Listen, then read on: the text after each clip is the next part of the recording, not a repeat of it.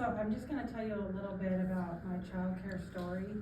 My name is Megan Perry. I'm a mom of 5 children, and I live in Spokane, Washington. My oldest child is 32. He lives in the Oakland, California area. So my journey began, I was a teen mom when I had him.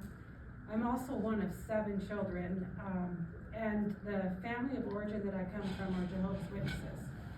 So Jehovah's Witnesses typically have issues with the public school system because the public school system is very embedded in institutional racism, or very Christian-based organization. So my parents did a lot of arguing with the public school system as far as, we have kids that are not going to do the Pledge of Allegiance. We have kids that are not going to put on Halloween costumes. So from an early age, I watched my parents kind of interrupting systems and saying, we're not going to be a part of your system. We're going to make sure that everything is equitable for our kids.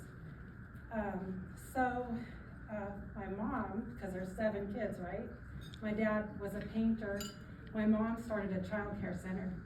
Literally had, like, I don't know how many hundreds of kids. We've added it up over the years, but my younger sister's 40 now, and she was a baby. She's 42, and she was a baby when my mom started the child care center. And my mom ended it about 10 years ago. She just kind of, little by little, closed her doors, like did before and after school care, did a little bit of respite care. But I watched my mom helping, and she was licensed, and she took her early childhood education credits and was a part of the daycare association and fought with the big agencies and really looked at like what families needed. And I watched my mom, she would walk down to the school and go to conferences with young moms. There was a period there where my son went there, so all my friends' kids went there too, and we all were in junior college trying to, be better parents. So I watched my mom purchase clothing, direct people to food banks. Like sometimes parents would come in and she'd be like, just eat dinner here. So I got to see childcare the way it should be, right? Like the way that our families should be. We get to be our own family units. We care for one another's children. And I watched my mom waive copays. People couldn't afford the copay. They might have gotten, they used to call it state paid daycare. And so they might have gotten that state paid daycare, but they had a copay that they couldn't afford, so my mom would waive that. I spent a lot of my parenting years as a single parent, also navigating systems. And I have adopted 4 children through the foster care system.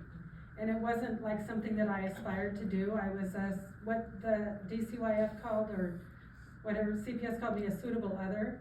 And a suitable other turned into mom. And I'm really proud of those 4. But finding a child care, I'm navigating another system. Finding a child care for kids who come from trauma is very difficult, let alone a child of color that comes from trauma, that has really complex needs. So I remember with my first kids taking my mom with me to look for childcare, and I was like, I'm gonna have to leave my mom at home because she'll never let me take these kids to any of these centers, right? Because my mom was just not having it anywhere.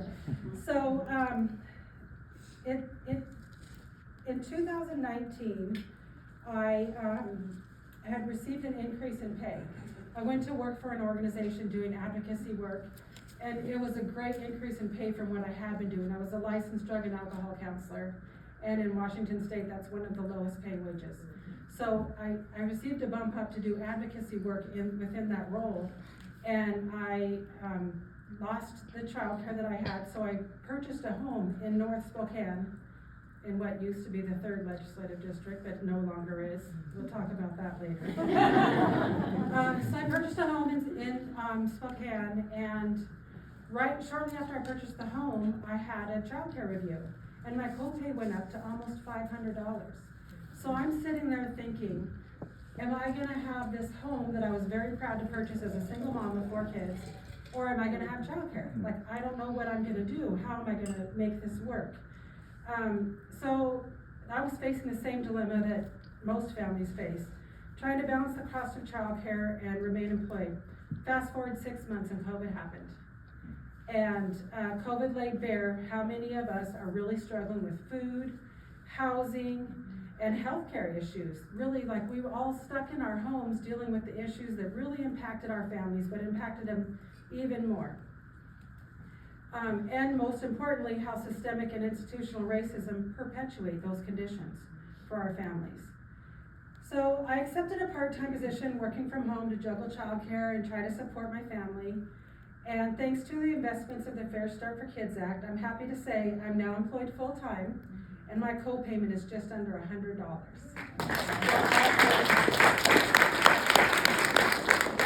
Finding licensed quality childcare, though, to meet the needs of my children was not easy. And I want to say that during COVID, my children